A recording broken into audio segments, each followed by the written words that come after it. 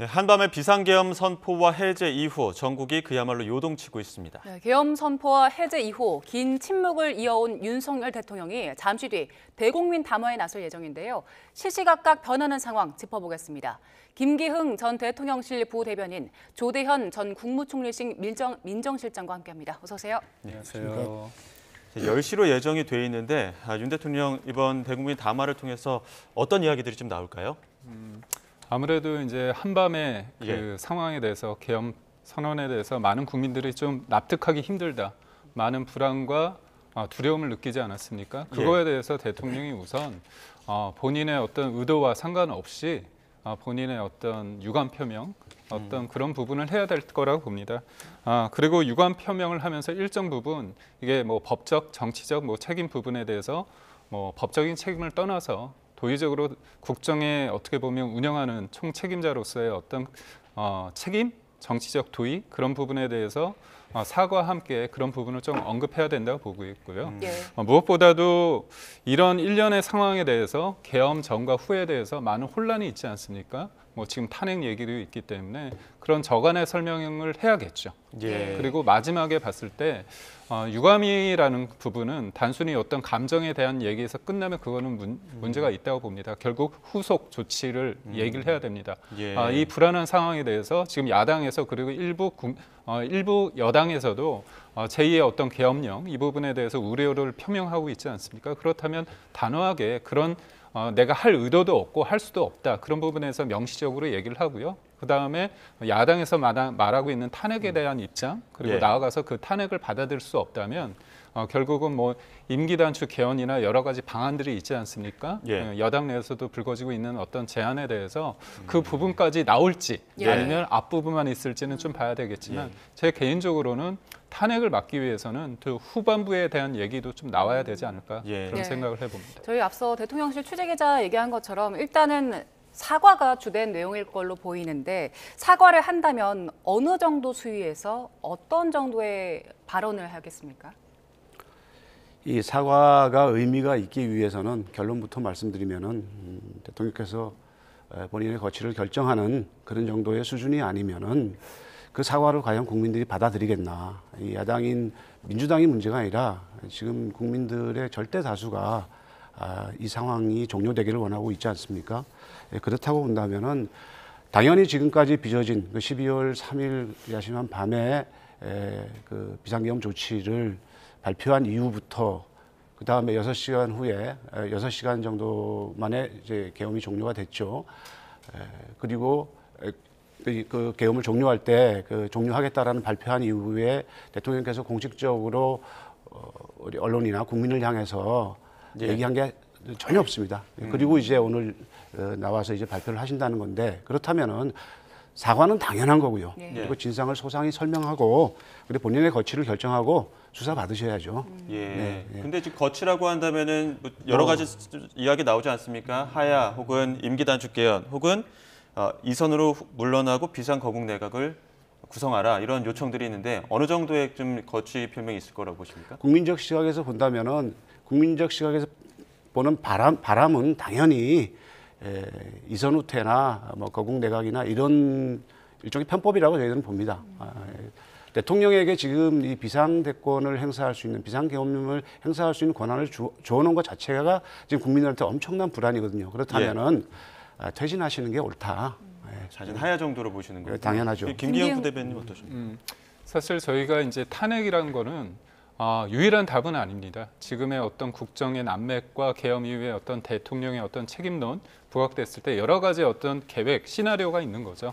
근데 저희가 8년 전에 이 같은 아픔이 있었습니다. 조기 대선 쿨이어서 문재인 정부가 들어섰는데 5년 만에 문재인 정부의 정권 교체를 하는 사람이 역설적으로 문재인 정부의 검찰총장 아니었습니까? 예. 결국 긍정적인 평가를 못 받았기 때문에 정권 교체가 된 거죠. 그리고 무엇보다도 단순한 정권 교체를 넘어서 양 진영이 굉장히 극화 대립적으로 되고 있습니다. 예. 광장에 나가더라도 계속 서로를 악마시하고 있는 상황이 계속 재현되고 있지 않습니까?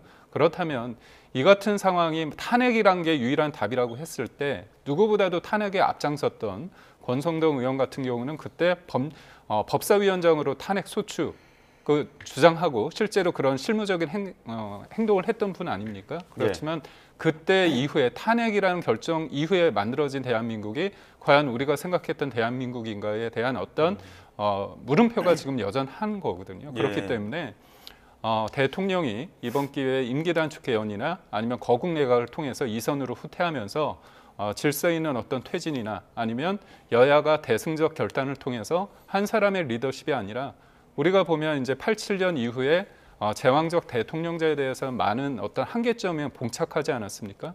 그런 흐름에서 좀 큰 틀에서 사고하고 개인의 문제를 떠나서 합리적으로 왜 많은 사람들이 대통령이 되고 나서 이런 문제가 불거졌는지 이 부분에 대한 어떤 근원적인 질문에서 할 수 있는 어떤 시간과 공간이 좀 필요하다. 그래서 탄핵을 하다 보면 결국은 한 사람을 위한 어떤 휩쓸리게 되지 않습니까? 저희는 그걸 표현할 때 이재명 대표가 결국은 대통령이 되는 그런 상황은 막아야 된다. 그런 부분이 좀 있는 것 같습니다. 지금 이 혼란스러운 상황을 만든 것이 결국엔 계엄령 선포였잖아요. 대통령이 계엄령 선포와 관련해서는 그동안 국민들이 알고 있는 건 이건 경고성이었다라는 입장까지만 우리가 알고 있는데 그럼 이 계엄령 선포에 대한 조금 다른 입장도 나올 수 있겠습니까? 사실 이제 본인의 의도가 중요한 게 아니라 그거를 바라보는 국민의 시각이 필요합니다. 정치인한테 중요한 게 이제 신념윤리와 책임윤리라는 측면이 있는데 신념윤리는 내가 어떤 의도, 선한 의도가 있기 때문에 의도가 좋으면 다 괜찮다는 거지만 결국은 대통령이란 건 누구보다도 가장 국민들의 많은 정책에 있어서 결단을 하는 자리 아닙니까? 본인의 의도가 중요한 게 아니라 국민들이 봤을 때 그 계엄이라는 것들이 야당의 어떤 지금의 어떤 제가 볼 때도 야당이 심한 면이 있습니다. 하지만 저는 계엄이라는 방식에 대해서는 동의할 수 없거든요. 결국은 그런 사람들이 많다고 국민들이 인정하기 때문에 그런 어떤 본인의 의도를 설명하기보다는 그 방식에 대해서 인정을 하고 그게 불가피했다는 부분에 대한 설명보다는 지금의 그 결정으로 인해 국정의 난맥과 국민들이 우려하는 그 부분에 대해서 인정할 부분은 인정을 해야 된다고 봅니다. 근데 지난 기자회견 당시에 윤석열 대통령 기자회견에서 사과를 한번 하긴 했었습니다. 그때 당시에는 기자가 어떤 부분에 대한 사과냐라고 얘기했을 때 거기에 대해서 뭔가 구체적으로 이야기하진 않았었는데 이번 대국민 담화에서는 그 이상의 어떤 구체적인 사과도 필요하다고 보십니까?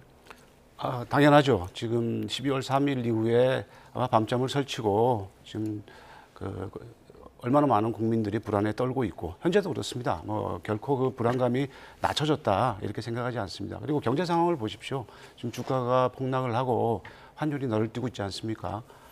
이런 그 아주 경제적 위기 의식까지 연기금으로 이걸 얼마나 방어할 수 있겠습니까? 이러다가 나중에 국민의 미래, 나라의 미래까지 우리나라가 정말 이 한국이라는 나라를 세계가 주목하고 부러워하는 나라였는데 하룻밤 사이에 지금 가장 불안하고 위험한 나라로 지금 바뀌고 있거든요. 이런 부분에 대해서 거듭 말씀드리지만 사과는 당연한 겁니다. 그리고 사과가 바로 그 진정성이 있기 위해서는 책임으로 이어져야 됩니다. 지금 우리 부대변인께서 말씀하셨지만은 막스 베버의 신념윤리와 책임윤리를 강조하셨습니다.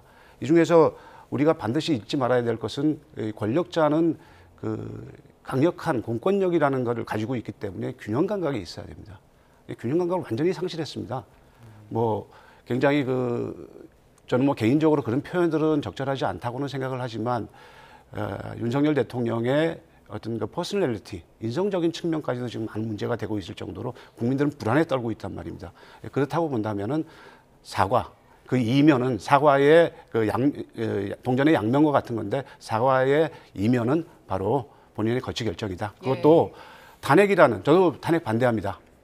이런 말이 어떻게 들리지만 저는 탄핵 반대합니다. 탄핵보다는 본인이 스스로 자리에 내려야 된다고 생각합니다. 탄핵이 또 다른 국민 갈등을 일으키고 정치를 다시 실종시킬 거기 때문에 저 역시 탄핵보다는 스스로 내려와라. 그것이 국민의 불행을 더 이상 증폭시키지 않는 길이다. 저는 그렇게 생각합니다. 그 사과라는 것이 시기도 굉장히 중요하잖아요. 계엄령 선포를 하고 이제 나흘이 흘렀는데 그래서 침묵이 좀 길었다라는 지적도 나오고 있어요. 이 부분에 대해서 어떻게 보십니까? 사실 사과에 있어서 가장 중요한 게 그 시간이란 타이밍이 중요하고 또 진정성이라는 측면도 중요한데 지금 전 개인적으로 여당이 탄핵에 대해서 부결의 당론인데 이 탄핵 부결의 당론이 힘을 얻기 위해서는 국민들을 설득하기 위해서는 그 사이에 이 일의 전반적인 일을 결자 해제할 수 있는 사람은 유일한 사람은 대통령입니다. 근데 대통령의 어떤 입장이 늦어지면서 여당 입장에서도 이걸 국민들을 설득하기 난망한 거 아니냐 그런 차원에서 여러 시그널을 보냈고 한동훈 대표도 가고 많은 중진들이 찾아가서 대통령을 설득을 했고 문제는 그겁니다. 대통령의 인식과 국민의 인식에 어떤 갭이 실질적으로 존재하는 것 같아요. 근데 그 부분에 있어서 그 간극을 메워야 하는 게 어떻게 보면 중진들의 역할이고 한동훈 대표의 역할인데 그게 아주 어떤 사안에 대해서 첨예하게 대립 양상인지 아니면 윤석열 대통령이 생각하는 상이 있는데 그의 방법론이 다를 수 있는 부분이 있지 않습니까? 근데 악마는 디테일에 있더니 방법론이 더 중요할 수 있는 거예요. 그런 측면에서 대통령이 이제까지 국정을 바라봤을 때 본인이 가졌던 그거에 대해서 저는 수정할 필요가 있다고 봅니다. 그리고 외적 환경이 변했습니다. 그건 냉정한 거거든요. 국민들이 탄핵에 대해서 얘기를 하고 있는 부분이 있지 않습니까? 그렇기 때문에 엄중한 시점이고 그다음에 환경도 여의치 않기 때문에 냉정하게 현실인식 모든 것들이 그렇습니다. 내가 지금의 상황에서 어떤 위치에 포지셔닝 하고 있는지를 객관적으로 냉정하게 바라보는 게 리더의 어떻게 보면 갖춰야 될 덕목이거든요. 그런 냉정함을 잃지 않았으면 좋겠고요. 무엇보다도 이게 실질적인 거는 뭐 나중에 수사를 통해서 나오는 부분이지만 국민들이 볼 때 어떤 감정의 문제라는 부분이 있습니다. 이 감정의 문제는 논리의 문제가 아니지 않습니까? 공감의 문제이기 때문에 이 부분에 대한 대통령이 해결해야 될 당연한 어떤 의무가 있다고 봅니다. 예. 자, 지금 시간이 10시입니다. 지금 아직 대국민 담화가 시작이 될 텐데 보겠습니다. 국민 여러분, 저는 12월 3일 밤 11시를 기해 비상계엄을 선포했습니다. 약 2시간 후 12월 4일 오전 1시경 국회의 계엄 해제 결의에 따라 군의 철수를 지시하고 심야 국무회의를 거쳐 계엄을 해제하였습니다. 이번 비상계엄 선포는 국정 최종 책임자인 대통령으로서의 절박함에서 비롯되었습니다. 하지만 그 과정에서 국민들께 불안과 불편을 끼쳐드렸습니다. 매우 송구스럽게 생각하며 많이 놀라셨을 국민 여러분께 진심으로 사과드립니다. 저는 이번 계엄 선포와 관련하여 법적, 정치적 책임 문제를 회피하지 않겠습니다. 국민 여러분, 또다시 계엄이 발동될 것이라는 얘기들이 있습니다마는 분명하게 말씀드립니다. 제2의 계엄과 같은 일은 결코 없을 것입니다. 국민 여러분, 저의 임기를 포함하여 앞으로의 전국 안정 방안은 우리 당에 일임하겠습니다. 향후 국정 운영은 우리 당과 정부가 함께 책임지고 해 나가겠습니다. 국민 여러분께 심려를 끼쳐드린 점 다시 한번 머리 숙여 사과드립니다.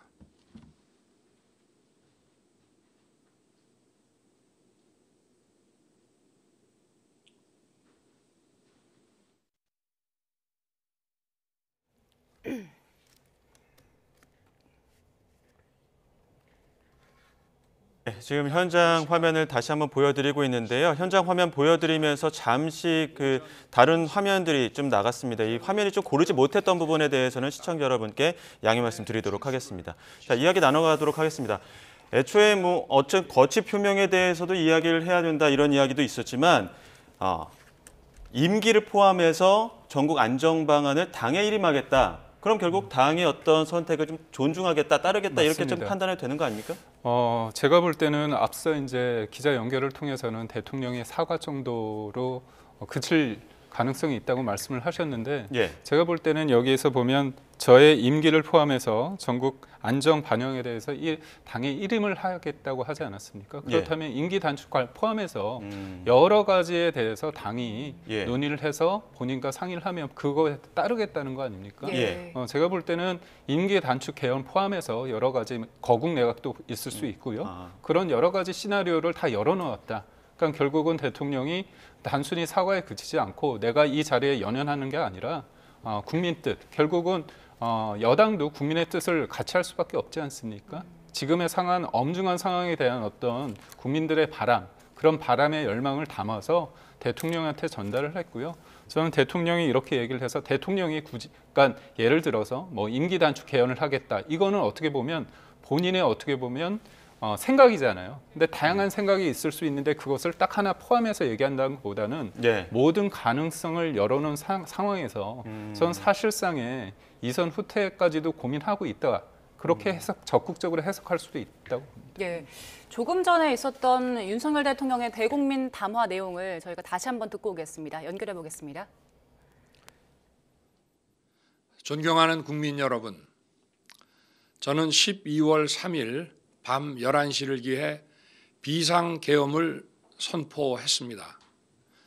약 2시간 후 12월 4일 오전 1시경 국회의 계엄 해제 결의에 따라 군의 철수를 지시하고 심야 국무회의를 거쳐 계엄을 해제하였습니다. 이번 비상계엄 선포는 국정 최종 책임자인 대통령으로서의 절박함에서 비롯되었습니다. 하지만 그 과정에서 국민들께 불안과 불편을 끼쳐드렸습니다.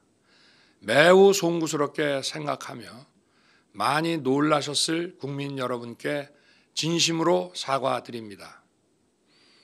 저는 이번 계엄 선포와 관련하여 법적, 정치적 책임 문제를 회피하지 않겠습니다. 국민 여러분, 또다시 계엄이 발동될 것이라는 얘기들이 있습니다마는 분명하게 말씀드립니다. 제2의 계엄과 같은 일은 결코 없을 것입니다. 국민 여러분, 저의 임기를 포함하여 앞으로의 전국 안정 방안은 우리 당에 일임하겠습니다. 향후 국정 운영은 우리 당과 정부가 함께 책임지고 해 나가겠습니다. 국민 여러분께 심려를 끼쳐드린 점 다시 한번 머리 숙여 사과드립니다.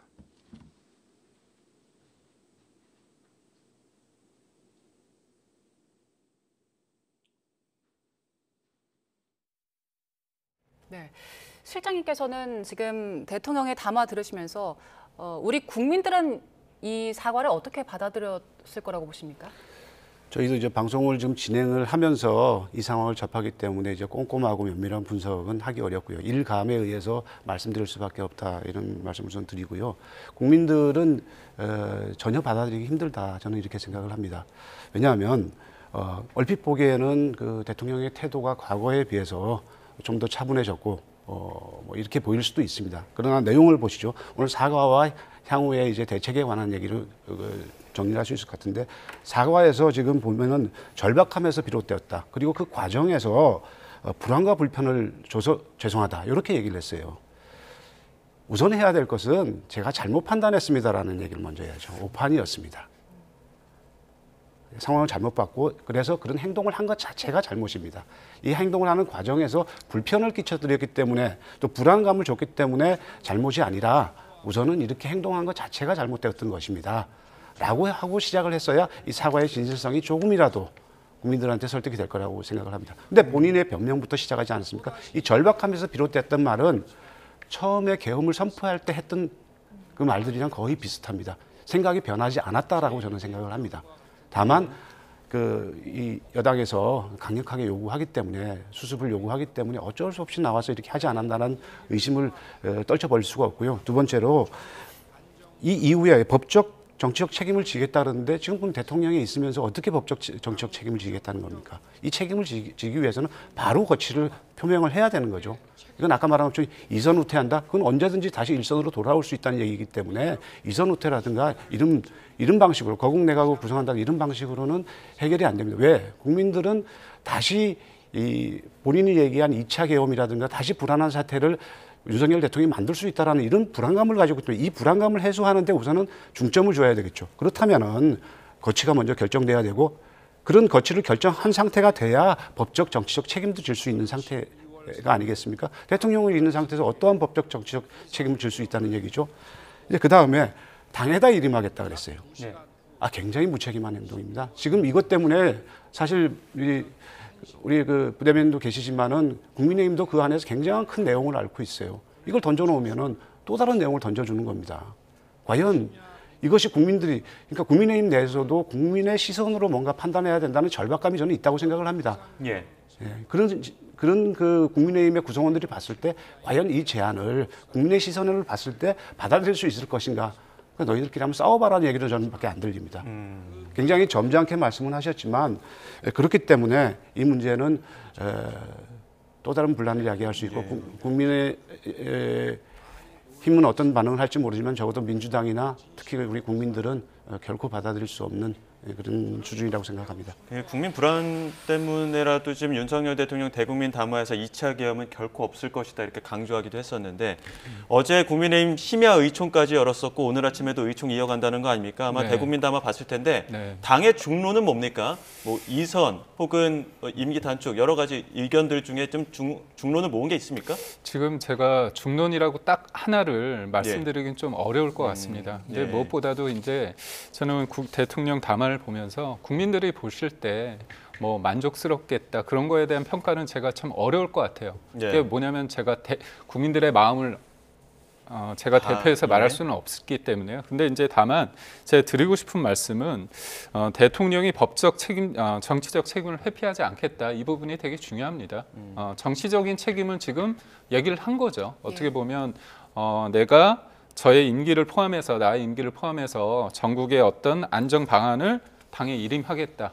그리고 당에서는 지금 누구보다도 한동훈 대표가 당 대표로서 국민의 눈높이에서 주장하는 바가 있지 않습니까? 그렇다면 우리가 오로지 정답이 탄핵이다. 여기에서 탄핵을 yes, no로 이렇게 일방적으로 해서 yes면 정이고 no면 악이다. 이렇게 볼 수는 없습니다. 그러니까 여러 가지 과정이 있어요. 그러니까 지금의 어떤 불확실성을 해소하는 방안이 유일한 탄핵이라고 말할 수 없는 게 제가 드리고 싶은 말은 뭐냐면 정치는 현실입니다.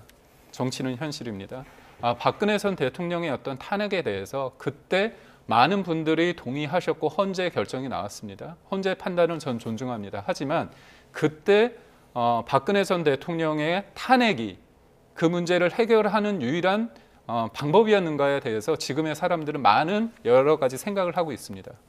정치라는 건 뭐냐면 여러 가지 시련이 있고 그거를 해결하는 과정에 있거든요. 그렇다면 그 해결하는 방식에 대한 아쉬움이 있다면 똑같은 방식으로 하지 말아야겠다는 생각도 있을 수 있는 겁니다. 그러니까 외신에서 볼 때 국민들이 볼 때 지금의 불확실성은 뭐냐면 탄핵을 해야지만 일거에 해소되는 게 아니라 탄핵을 하더라도 이 탄핵으로 인해서 이재명 대표가 만약에 다음 조기 대선에 된다고 했을 때 지금 진영 논리가 있지 않습니까? 이재명 대표가 지고 지순한 분이 아니고 국민들도 알고 본인도 알고 1심에서 유죄를 받으셨고 3개월 이후에 633 법칙에 의해서 내년 상반기에 결과가 나올 수 있단 말이죠.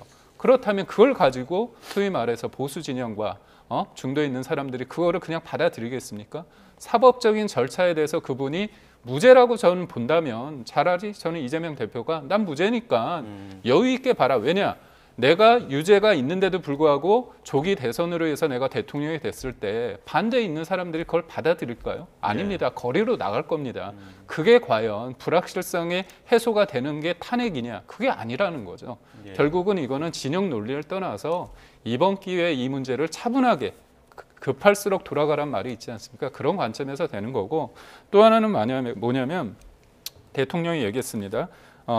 책임자로서 절박한 거에서 비롯돼서 했다고 얘기를 했어요. 하지만 이게 본인의 생각은 이렇지만 실질적으로는 국민들이 불편을 거쳤고 그런 부분에 대해서 본인이 반성하는 겁니다.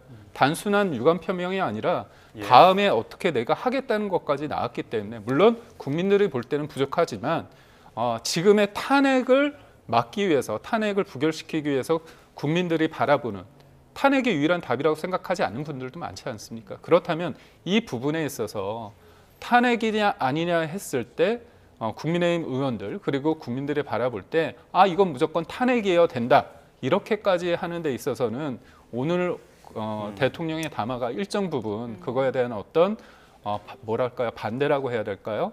그런 반대의 목소리에 힘을 실어줄 수 있다. 저는 그렇게 봅니다. 전 실장님께서는 어떻게 보시는지 궁금합니다. 국민의힘 의원들 입장에서 봤을 때 이번 담화가 잠시 뒤 오후 5시에 표결을 앞두고 입장을 선회하는 데 어느 정도 영향을 미칠 거라고 보십니까? 지금 부대변인 말씀하신 대로 국민의힘 내에도 어떤 중론을 얘기하기가 힘들 정도로 아마 여러 가지 얘기가 있을 겁니다. 그렇기 때문에 그 경계에 있는 사람들한테 이런 부분들이 영향을 미칠 수는 있다 이렇게 봅니다. 근데 지금 국민의힘이 고민해야 될 것은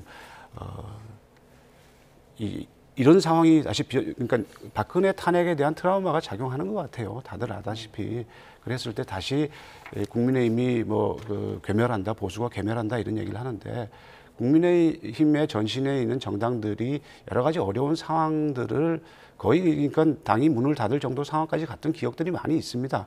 노무현 대통령을 탄핵을 해서 그 이후에 직후에 있던 선거에서 국민의 심판을 아주 처절하게 받았고요. 그때 선거운동도 하기 힘들었습니다. 국민의힘이 나가서 명함 돌리기도 힘들었고 굉장히 선거운동하는 사람들이 불안하게 느낄 정도에서 선거를 치렀습니다. 그리고 차떼기당 그 때문에 천막당사도 하지 않았습니까? 그리고 심지어 그렇게 들어선 그 박근혜 정부에서 박근혜 대통령이 탄핵까지 당하는 그런 수모를 또 겪지 않았습니다. 그렇지만 그러면 국민의힘이 없어졌습니까? 어쨌든 보수당, 대한민국 보수의 중심으로서 지금까지 해오고 있지 않습니까? 그때 만약에 박근혜 대통령이 그런 상황에 이르렀는데도 불구하고 박근혜 대통령과 같이 했다면은 일치 단결해서 그때 국민의힘의 전신인 당이 같이 운명을 했다면은 지금 살아남지 못했을 겁니다. 예. 그때 국민의힘의 건전한 보수가 다른 방향을 찾았기 때문입니다. 지금은 그래서 당의 운명을 걱정하기보다는 국가의 운명, 국가의 위기, 그리고 국민의 불안을 먼저 중심에 놓고 생각해야 된다. 저는 이렇게 생각합니다. 예. 지금 속보가 들어와서 전해드리겠습니다. 지금 한동훈 대표 이야기인데요. 지금 대국민 담화와 관련해서 한동훈 대표가 입장을 밝혔습니다. 윤석열 대통령의 조기 퇴진이 좀 불가피하다 이런 이야기를 한 것 같습니다. 예, 그러면서 최선의 방식을 논의하겠다고 했는데요. 윤석열 대통령의 정상적인 직무 수행이 불가능한 상황이고 대통령의 조기 퇴진은 불가피하다. 그래서 앞으로 대한민국과 국민에게 최선인 방식을 논의하고 고민할 것이다. 이런 말씀을 드리겠다라고 밝혔다고 하는데요. 지금 현장에서 다른 이야기가 또 들어오면 전해드리도록 하고요. 자, 지금 어제 같은 경우에는 한동훈 대표 그 긴급 의총 열어서 대통령의 직무집행 정지를 요구하지 않았습니까? 네. 어떻게 보면 찬성 의사를 밝히지 않았습니까?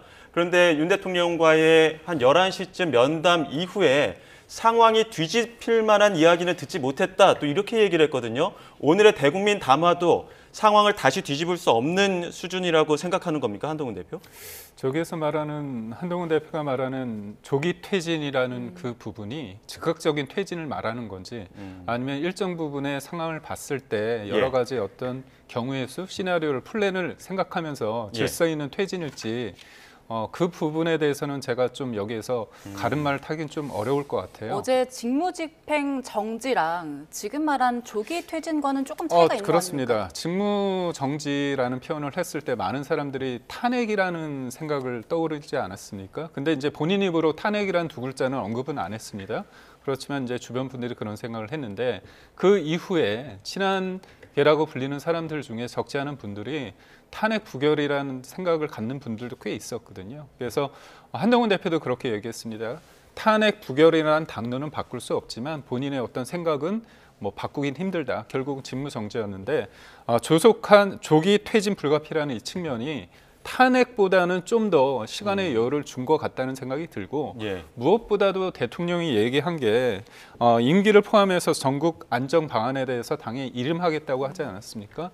한동훈 대표의 대표로서의 어떤 메시지 말의 무게는 있습니다. 다만 한동훈 대표가 지금 의원총회에 가서 어떤 입장을 중지를 모은 건 아니잖아요. 예. 그렇다면 이 사안에 대해서 많은 국민의힘 의원들이 어떤 생각을 갖고 있는지 이런 부분에 대해서는 좀 더 지켜봐야 할 대목이 아닌가 싶습니다. 예. 지금 한동훈 대표 조기 퇴진을 얘기했고요. 그리고 어제 친한계 의원들은 질서 있는 퇴진 위해서 이번 탄핵 표결만은 넘어가 줄 수 있다 이런 의견들 나왔는데 여기서 말하는 질서 있는 퇴진이라고 했을 때 우리가 어떤 걸 생각해 볼 수 있습니까? 질서 있는 퇴진이라고 하면은 계속 얘기 나왔던 것처럼 이선 후퇴하고 내정 일체를 책임 총리에게 넘긴다든가 또 거국 내각을 구성한다든가 이런 얘기가 되겠죠. 근데 지금 한동훈 대표가 나름대로 이 국면에서 나름대로 굉장히 고군분투하고 있다. 이래서 저는 개인적으로 한동훈 대표를 사실은 응원해 왔습니다. 방송 때마다 나와서 그런 얘기를 했었는데 지금 아주 중대한 자가당착에 빠진 것 같아요. 바로 어저께까지만 해도 그 직무정지에 대한 그걸 바꿀 만한 그런 사유를 확인하지 못했다라고 얘기를 했는데 오늘 조기퇴진 얘기를 하거든요. 조기퇴진은 직무정지보다는 훨씬 더 이완된 느낌입니다. 네. 지금 부대변인께서 말씀하신 것처럼 누가 봐도 직무정지를 하면 탄핵을 의미하는데 탄핵이란 말이 굉장히 거칠게 들리기 때문에 예의를 갖추는 차원에서 직무정지라는 표현을 썼고 사실은 정확한 표현은 권한정지죠. 권한을 이제 정지시키는 건데 지금 대통령께 지금 할 수 있는 권한을 둔 것 자체가 국민들의 불안이기 때문에 그 직무를 정지시켜서 그 권한을 가져와야 한다는 얘기거든요. 근데 이제 조기 퇴진이나 소위 말하는 질서 있는 퇴진을 얘기하는 것은 국민의힘의 당의 입장은 알겠습니다만은 국민의 지금 바라는 기대 수준과 또는 국민이 느끼는 불안감에 비추어 봤을 때는 굉장히 거리가 있다 이런 생각이 듭니다. 상당한 비판에 부딪힐 것 같아요. 그래서 지금 원래 한동훈 대표가 어제 얘기했던 그런 생각이 이 조기 퇴진과 다르지 않다라는 것을 그러니까 조기 퇴진이라는 말이 지금 급하게 만든 말 같아요. 그래서 다시 탄핵이라는 용어를 쓰지 않더라도 직무정지를 할 수 있는 방법은 여러 가지가 있죠. 당연히 탄핵이겠지만 적극적으로 하야를 지금 남은 시간에도 권고하는 게 강력하게 권고하는 게 한동훈 대표가 할 수 있는 일이다 이렇게 생각합니다. 저희가 지금 한동훈 대표가 지금 대국민 담화 이후에 언급한 내용들을 지금 속보로 전해드렸는데 한동훈 대표의 목소리를 직접 한번 들어보겠습니다.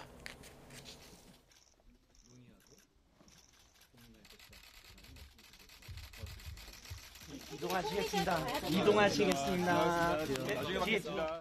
나중에 받을게요. 얘기 중에서도 이것도 있었죠.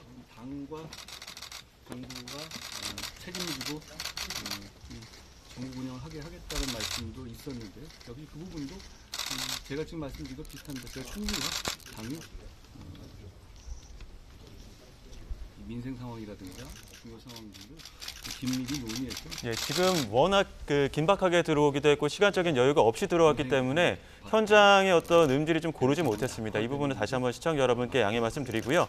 저희가 앞서 계속 속보로 전해드린 것처럼 지금 이 장소에서 한동훈 대표가 이야기했던 거는 당의 전국 안정 방안 임기 포함해서 대통령이 당에게 이름하겠다라고 말한 부분에 대해서 지금 대통령의 정상적인 직무 수행은 불가능한 상황이고 대통령의 조기 퇴진은 불가피합니다. 앞으로 대한민국과 국민에게 최선인 방식을 논의하고 고민할 것이다. 이렇게 말씀드리겠습니다. 이렇게 지금 현장에서 얘기한 겁니다. 근데 이제 최선의 방식을 논의하려면 시간이 얼마 남지는 않았거든요. 오늘 5시부터 당장 탄핵 표결이 있을 텐데. 여기서 말하는 최선의 방식이 탄핵의 가결과 부결 이것뿐만이 아니라 제가 볼 때 앞으로의 어떤 국정에 있어서 불확실성을 해소하는 방안이 있지 않습니까? 예를 들면 아까 앵커께서 말씀하신 임기 단축 개헌일 수도 있고 거국 내각일 수도 있는데 대통령이 얘기했던 저희 임기 포함해서 전국 안정 반영에 대해서 당에 일임하겠다 그러지 않았습니까? 그러니까 질서 있는 퇴진이 어떻게 되냐면 대통령이 어떻게 보면 기한을 정해서 퇴진을 선언을 하는 겁니다. 그러면 여야가 합의해서 국무총리를 임명하고 과도 내각을 구성해요. 일종의 이제 비대위죠. 여기서 보면 여당이 다 하는 게 아니라 당의 대통령이 일임을 했기 때문에 여당 입장에서 야당과 같이 총리를 내세울 수 있고 분점을 하는 겁니다. 그렇기 때문에 이게 당에 일임했다고 해서 국민의힘 관점에서 모든 것들을 하겠다는 게 아닙니다. 결국은 대통령이 여당의 대표한테 여당의 이름을 하고 여당은 이제 야당과 같이 하겠죠. 예. 이런 상황에 대해서 국민들이 우려하고 있는데 여당이 대통령 대신에 대리청정 뭐 그런 식으로 하는 건 아니지 않습니까? 그러니까 결국은 저는 질서 있는 퇴진 이 부분에 대해서 대통령도 일정 부분 무게를 두고 있는 거 아닌가 싶습니다. 예. 그 두 분 모두 한동훈 대표가 얘기했던 직무집행 정지랑 조기 퇴진이 조금은 다르다고 보셨잖아요. 네. 그러면 한동훈 대표가 하룻밤 사이에 또 입장이 바뀌는 이유에 대해서는 어떻게 보세요? 결국은 제가 어제 그런 질문을 받았을 때 무엇보다도 한동훈 대표는 대통령의 입장에 따라 뭔가 반응이 다를 수밖에 없다는 부분입니다. 왜냐하면 한동훈 대표 포함해서 그리고 국민, 그다음에 여당에 있는 중진들, 여당 의원들이 끊임없이 얘기를 했잖아요. 대통령의 입장을 밝혀라. 그 입장은 뭐냐면 사과, 그다음에 이 상황에 대한 설명, 그리고 결국은 어떤 책임을 지겠느냐 이거 아닙니까?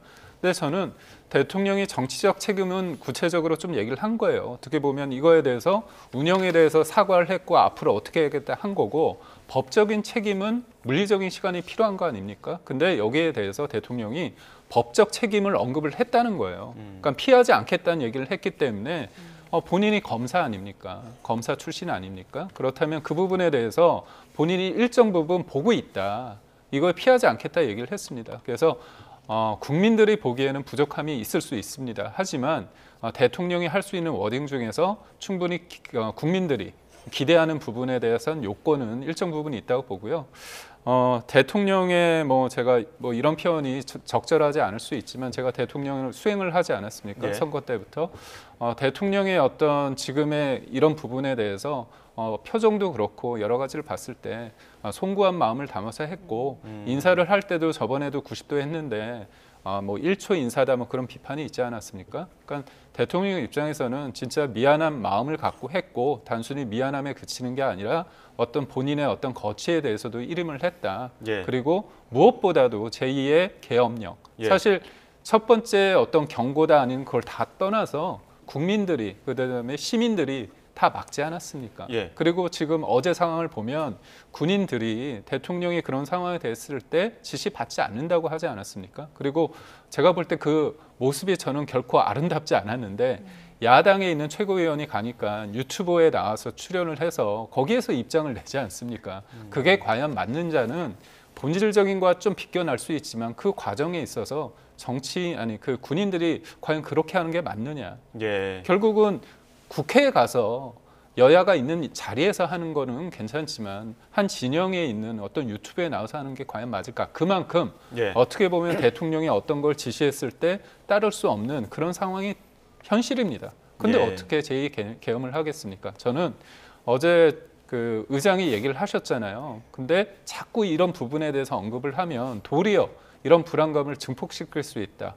그러니까 물론 대통령이 계엄을 했기 때문에 그런 부분에 대해서 어떤 우려가 있는 건 있지만 지금부터라도 더 이상 제2의 계엄이라는 얘기를 하는 건 아니고 실질적으로 감시하는 체제는 구축돼 있지 않습니까? 예.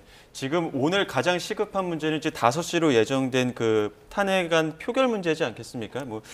비상 거국 내각이나 임기 단축 개헌들도 그 이후에 이제 부결을 가정하고 이야기할 수 있는 부분들일 텐데 중요한 건 이탈표입니다. 지금 대통령의 대국민 사과가 물론 국민들의 불안, 국민들의 어떤 마음을 달래는 게 최우선이지만 국민의힘 당내의 그 이탈표를 달래는 어떤 그 정도의 수준이 됐다고 보십니까?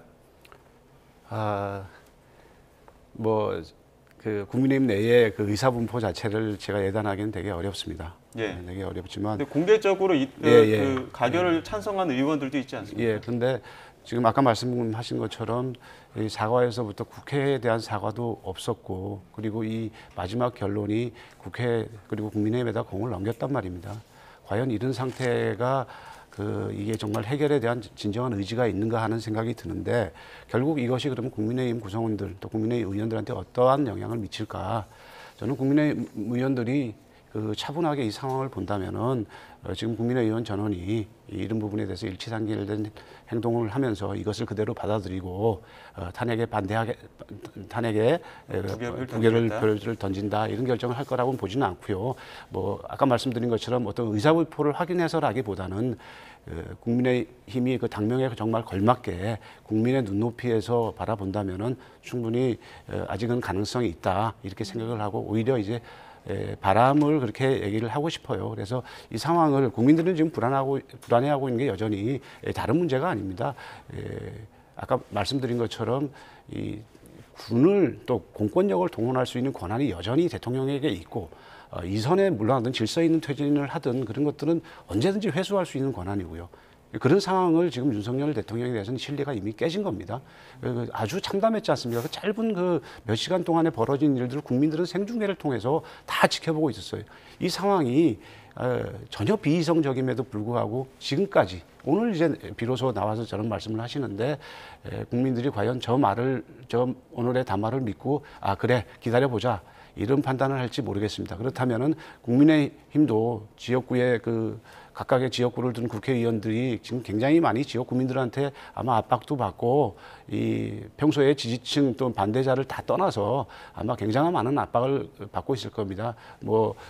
국민의힘의 지지층인 영남권에서도 아마 그렇게 많은 압박들을 지지자나 당원들로부터 받고 있는 걸로 알고 있어요. 그렇다면은 지금 판단해야 될 것들은 당의 운명 이전에 국가의 운명입니다. 그리고 국민의 불안감을 해소하는 겁니다.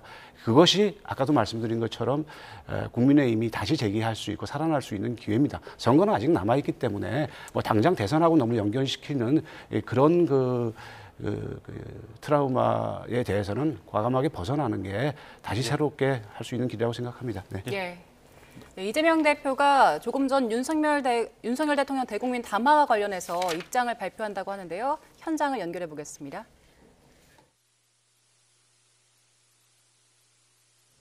네, 이재명 대표가 지금 기자간담회를 예정돼 있고요. 박찬대 원내대표와 함께 자리에 앉았고 지금 최고위원들이 같이 배석한 것 같습니다. 한번 이야기 들어보겠습니다. 우리 언론 여러분, 오늘은 자유롭게 또 엄중한 상황이고 해서 여러분들의 질문이나 또 의견을 충분하게 시간을 가지고 받도록 하겠습니다. 그냥 격식 이런 거 다 생략하고 질문 시작하시죠. 예, 지금부터 이재명 당대표와 민주당 지도부의 내외신 기자간담회 시작하겠습니다. 질문을 받고 대표와 원내대표 등이 답변하는 식으로 진행하겠습니다. 질문하실 기자분께서는 주 기자부터 마이크 준비되어 있습니다. 네, KBS 추재훈입니다. 먼저 방금 진행된 윤석열 대통령의 담화에 대해서 당에 일임하겠다는 취지로 말하셨는데 여기에 대해서 어떻게 생각하시는지 부탁드립니다. 네, 저도 지금 뉴스를 통해서 대통령의 입장 표명을 봤습니다. 한마디로 말씀을 드리면 매우 실망스럽다. 국민들 눈높이에 전혀 맞지 않는 국민들의 배신감과 분노를 더 키우는 그런 발언이 아닌가 생각됩니다. 지금 현재 대한민국의 가장 큰 리스크는 대통령의 존재 자체입니다. 해결하는 방법은 대통령의 즉각 사퇴 아니면 탄핵에 의한 조기 퇴진 외에는 길이 없습니다. 대통령의 퇴진 또는 대통령에 대한 탄핵을 위해서 최선을 다하겠습니다. 국민과 함께 대한민국의 리스크, 내란 사태, 주범의 대통령직 배제를 적극적으로 신속하게 강력하게 추진하겠습니다. 우리 원내대표님도 하실 말씀 있으시면 하시죠. 당대표께서도 말씀을 하셨지만 오늘 윤석열의 기자회견 내용을 들어보니까 내란 수괴가 내란 공범과 상의해서 국정을 운영하겠다라고 하고 있는 말인데요. 그야말로 시대의 헛소리다. 지금 이렇게 생각이 됩니다. 하시죠. 네, 그냥 다음 말씀을 하시죠. 다음 말씀하실 분 있으면 하시면 됩니다. 네.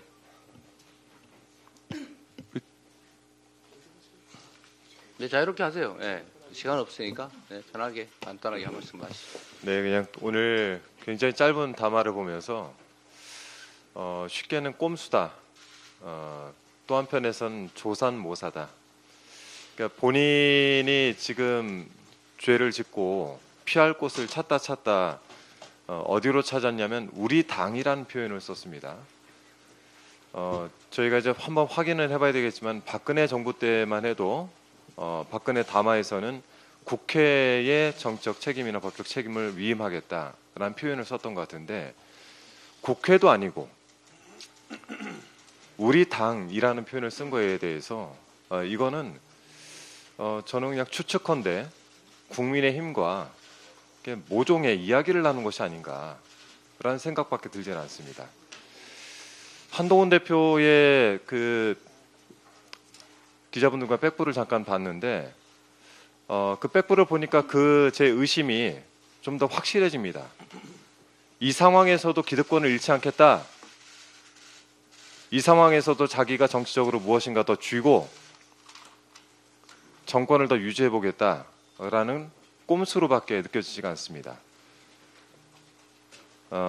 지금은 내란 수괴인 윤석열이 스스로 물러나는 것밖에 없는데 오늘 담화를 보니 그럴 생각이 없는 것 같습니다. 탄핵만이 유일한 방법인 것 같고 오늘 두 가지를 얘기했는데요. 하나가 법적 책임과 정치적 책임을 얘기했습니다. 정치적 책임은 숨고자 하는 우리 당에다 집어던지고 법적 책임에 대해서는 이야기를 아무것도 하지 않았습니다. 이 법적 책임 국회에서 하나하나 다 물어가겠다라는 말씀드립니다. 이것도 오른쪽 먼저 하시죠. 네, 윤석열 대통령이 당과 상의하겠다 이러면서 국민의힘 오늘 그 탄핵 표결을 앞둔 집권 여당의 국민의힘을 공범으로 유도하는 그런 수렁으로 빠뜨리고 있는 그런 꼼수로 보입니다. 내란 수괴입니다. 내란 수괴. 내란 수괴의 직무 정지 없이 내란 수괴를 아직도 현직에 이렇게 그대로 놔두는 것은 굉장히 위험합니다. 그래서 내란 상태는 여전히 해소되지 않고 있는 것이고 그렇기 때문에 이 내란 상태를 해소하지 않고 이 내란 수괴를 현직에 대통령직에 그대로 놔둔다면 이것은 결국에는 이 책임을 방기하고 있는 국회가 함께 공범이 될 수밖에 없는 겁니다. 현재 내란 상태는 그대로 유지되고 있는 겁니다. 당연히 이 내란 수괴를 체포를 하거나 직무 정지를 시켜야만 그 내란 상태는 해소되는 겁니다. 적법하게. 그래서 이 국민의힘의 책임이 매우 크다 이 말씀 다시 한번 드리고 오늘 그 이와 관련해서 한동훈 대표가 대통령의 정상적 직무 수행이 불가능한 상황이다 이렇게 얘기하셨는데 대통령의 직무 정지가 필요하단 말을 다시 하신 걸로 이해를 하고요. 대통령의 직무 정지, 대통령의 직무를 정지시킬 수 있는 유일한 법적인 방안은 탄핵 소추 외에는 없습니다. 그 외에 어떤 대안이 있습니까? 오늘 의결에서 정확하게 대통령의 직무 정지에 협조를 해주시기 바랍니다. 우리 송승호 최고도 혹시 하실 말씀 있으면 간단하게.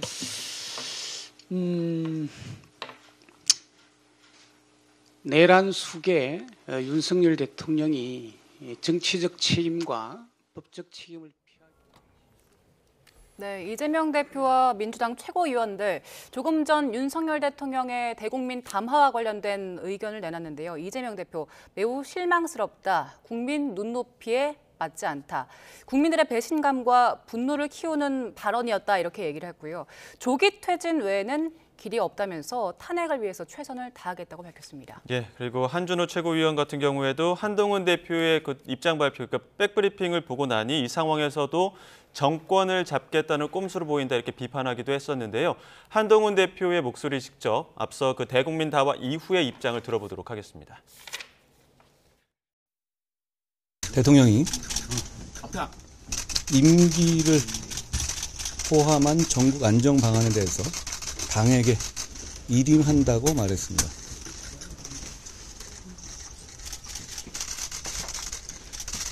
대통령의 정상적인 직무 수행은 불가능한 상황이고 대통령의 조기 퇴진은 불가피합니다. 앞으로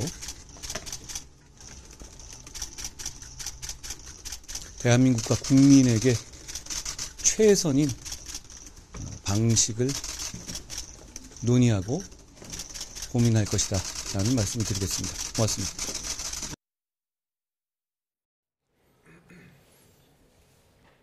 예, 그 한동훈 대표의 입장 그리고 지금 현재 열리고 있는 더불어민주당 이재명 대표의 기자회견을 비롯한 최고위원들의 이야기까지 듣고 오셨습니다. 그러니까 민주당에서는 일단 탄핵이 불가피하다 이렇게 하는 입장인 것 같은데 어떻게 보셨습니까? 그러니까 제가 볼 때 이재명 대표가 대통령 담화를 보고 조금 뭐랄까요? 생각 이상의 어떤 담화 내용이라고 본 것 같아요. 그러니까 제가 볼 때는 유감 표명에 그쳤으면 더 공격적으로 나갈 수 있는데 약간 본인들을 볼 때는 전략상 이 정도까지 했네 그런 생각을 좀 하는 것 같습니다. 생각했던 것보다 수위가 좀 높았다라고. 높았다. 왜냐하면 한동훈 대표가 딱 받아 안았지 않습니까? 대통령이 임기 포함해서 전국 안정 방안에 대해서 당에 일임하겠다. 그래서 한동훈 대표가 지금 뭐 당 전체 국회의원들의 어떤 중지를 모으진 않았지만 조기 퇴전이 불가피하다고 얘기를 했잖아요. 그렇다면 그 조기라는 것들은 어떻게 보면 바로 올지 아니면 일정 부분 시간을 둘지에 대해서 논의를 해봐야 되는 거고 국민과 대한민국을 위해서 최선의 방식에 대해서 논의를 하겠다는 거 아닙니까?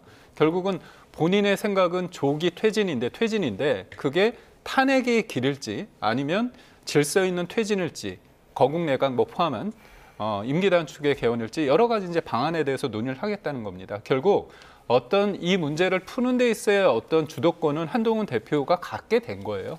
그렇다면 대통령은 당의 결정에 의해서 어떤 그러니까 임기가 단축될 수 있는 거 아닙니까? 결국 저는 한동훈 대표가 대통령의 어떤 부분에 대해서 일정 부분 수용한 부분이 있다. 하지만 이제까지 본인이 했던 말이 직무 정지 아닙니까? 그건 탄핵이었잖아요. 탄핵이라는 그 해석에서 크게 벗어나지 않는 테두리였는데 좀 더 여러 가지의 어떤 이 문제를 풀어가는 방식에 있어서의 어떤 가지수를 좀 넓혔다. 이렇게 보면 될 수 있고요. 무엇보다도 이게 뭐 현실의 문제이기도 하지만 오늘의 어떤 표결에 있어서 민주당 입장에서는 가결의 어떤 그런 상황보다는 부결 쪽으로 갈 가능성이 크고 있다. 그렇게 봤기 때문에 박찬대 원내대표 같은 경우는 뭐라고 얘기했냐면 내란 수계와 어떤 공법 그런 식으로 표현을 하지 않았습니까? 결국 국민의힘을 굉장히 어떻게 보면 대통령과 묶으려고 하는 거죠. 그런 식으로 이제 비판의 구도가 갈 거라고 저는 봅니다. 예. 이재명 대표 비롯한 민주당 최고위원들 일단 탄핵 입장 유지하는 입장을 밝혔고요. 한준호 최고가 정치적 책임은 당에 일임한다고 했는데 지금 법적 책임과 관련해서는 구체적인 언급이 없었다라고 얘기하면서 국회에서 물어가겠다라고 했는데 이건 탄핵을 비롯한 지금 진행되고 있는 수사에 대해서 언급을 한 걸까요?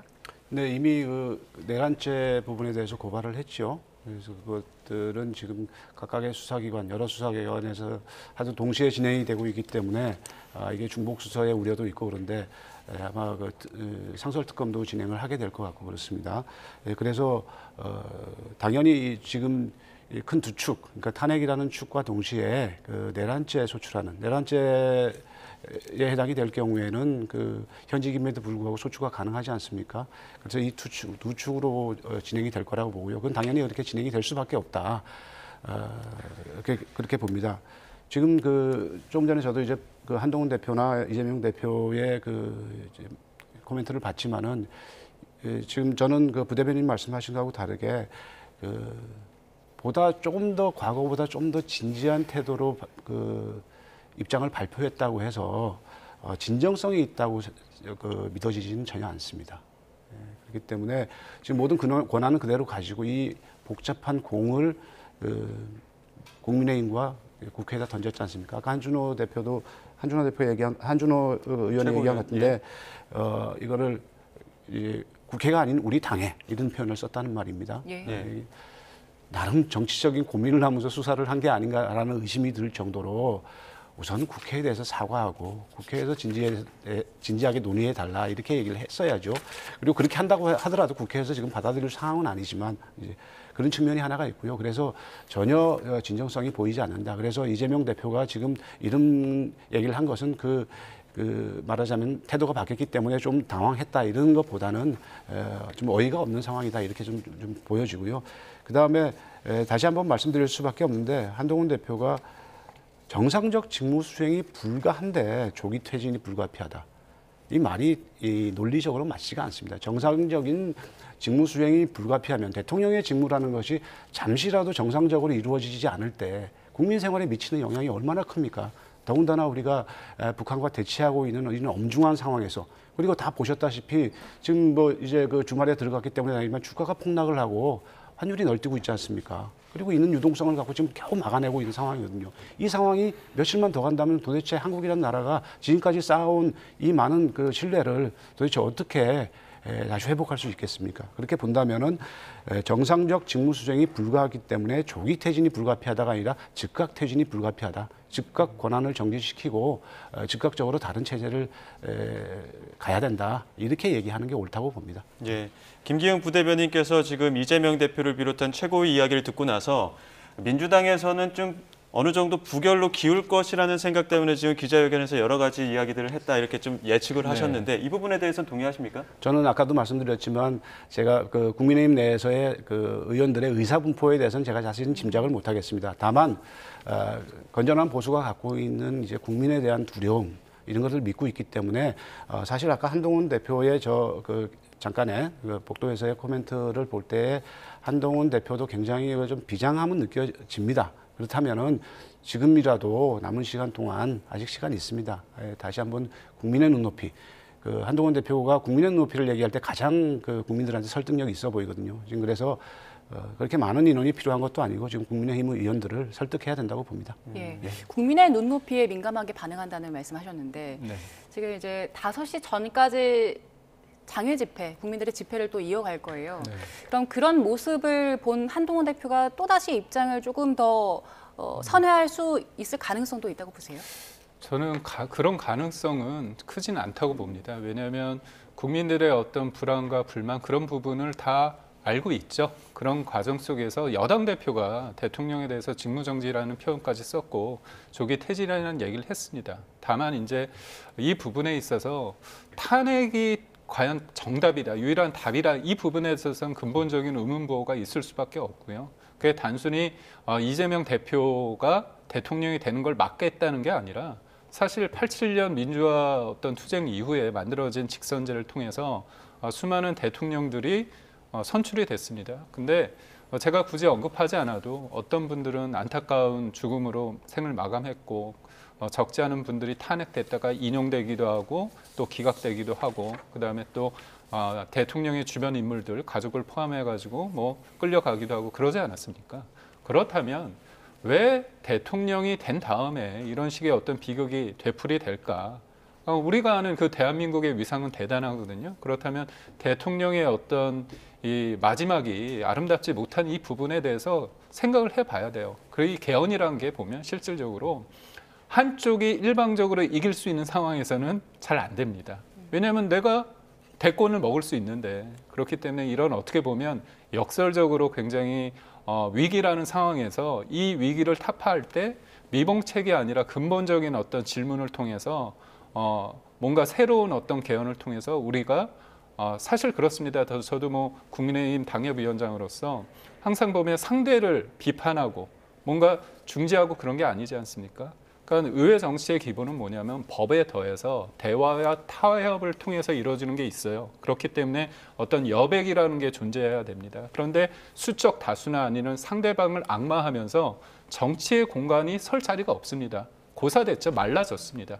이런 상황은 누가 대통령이 되느냐가 중요한 게 아닙니다. 뭔가 적대적 공생관계를 깰 수 있는 어떤 상황에 대해서 지금 어떻게 보면 유불리를 떠나서 한번 얘기할 수 있는 공간을 만들어야 된다는 그런 어떤 생각도 있다는 점을 좀 생각해 주시면 좋겠습니다. 예, 알겠습니다. 여기까지 듣도록 하겠습니다. 지금까지 김기흥 전 대통령실 부대변인, 조대현 전 국무총리실 민정실장과 함께했습니다. 고맙습니다. 고맙습니다.